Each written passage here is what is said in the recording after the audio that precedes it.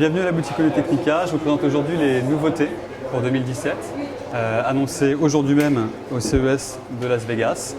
Nous trouvons le SR9, produit haut de gamme, audiophile, qualité high résolution évidemment,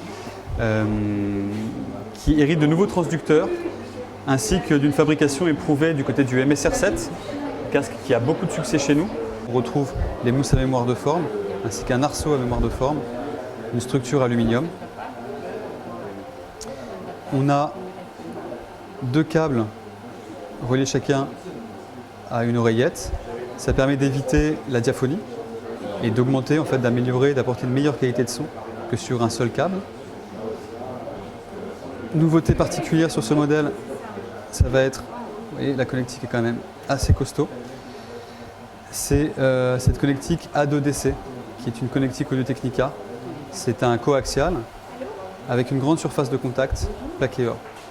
On garantit une très bonne solidité du produit, du câble, de la prise du casque, ainsi qu'une très bonne bande passante par une grande surface de contact et une finition plaqué or.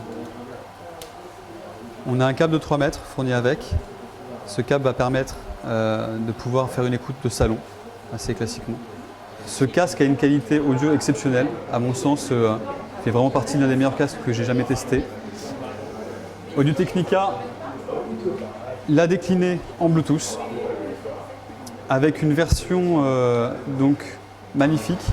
On retrouve toujours la mousse à mémoire de forme au niveau de l'arceau et des coussinets, une structure aluminium, une coque aluminium, et ici un système à diode qui va permettre de vérifier le niveau de batterie, d'appairer l'appareil et de contrôler également quel codec est utilisé lors d'une lecture Bluetooth.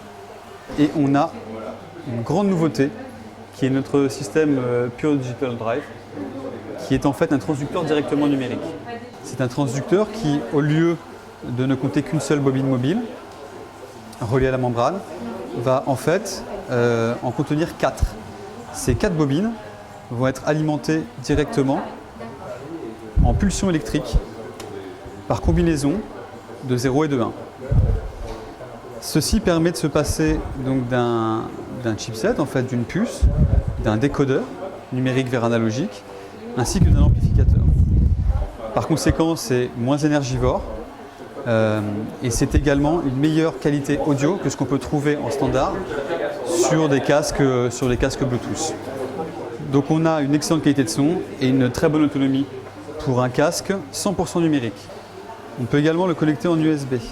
Cette connexion USB permettra donc de recharger la batterie, mais également de faire une écoute de fichiers 24 bits pour garantir une high définition, en fait, une high résolution.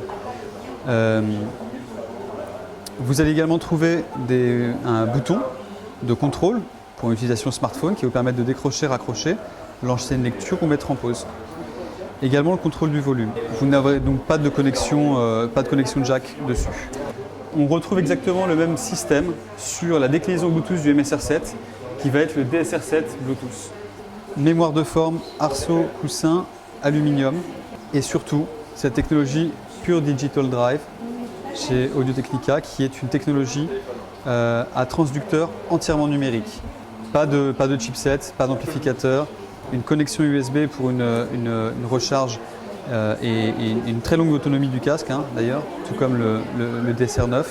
L'autonomie est de 15 heures sur les séries DSR.